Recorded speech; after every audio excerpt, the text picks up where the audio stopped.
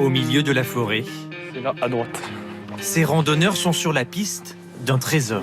Je pense que c'est là-bas. Voilà, on a trouvé. Ça y est. Une épée plantée dans un rocher. Ça y est. Trop bien, on l'a On l'a trouvé. trouvé. Pas de doute, ils sont sur la bonne voie. Il a fallu un peu plus de 4 heures en fait pour trouver l'épée. Mais c'est que le début. Il reste encore 11 énigmes sur 12, donc on a trouvé la première. Au bout de la chasse, le vrai trésor. 3 000 € enterrés depuis quelques semaines dans un rayon de 20 km en Haute-Loire, autour du Chambon-sur-Lignon. L'essentiel de la recherche se fait en fait à la maison, à travers un jeu de cartes. Artémis est arrivé à l'heure au bois de la Biche de Sérigny.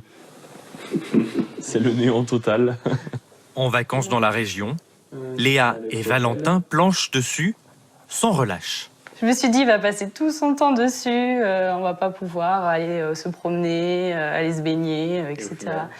Et au final, je passe autant de temps dessus, comme lui, quoi. Vraiment, on est deux accros. Le créateur du jeu, celui qui a conçu toutes ces énigmes, c'est Yann Perrin. Il tient le bureau de tabac du village. Donc on a imprimé 2000 boîtes et on en a déjà vendu à peu près 400. Des boîtes à 25 €.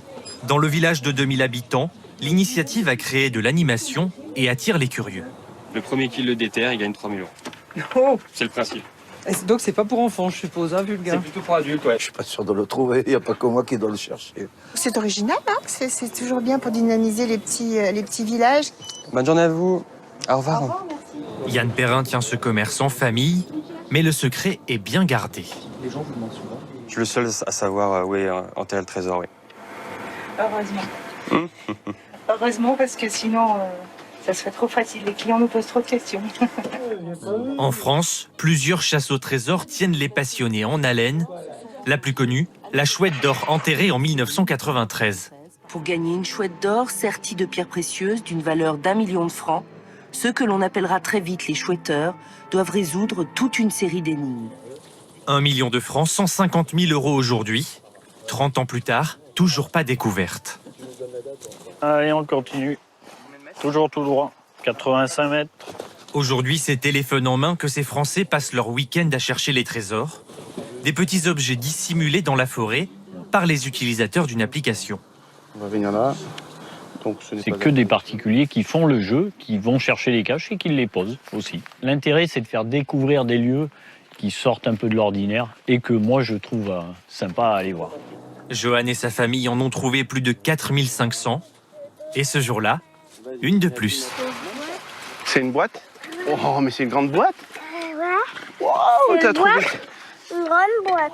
La règle, toujours reposer les objets. Le trésor est presque secondaire. L'essentiel est ailleurs. Si la boîte est jolie à la fin, tant mieux, c'est la cerise sur le gâteau. Mais finalement, c'est le voyage pour y arriver qui compte.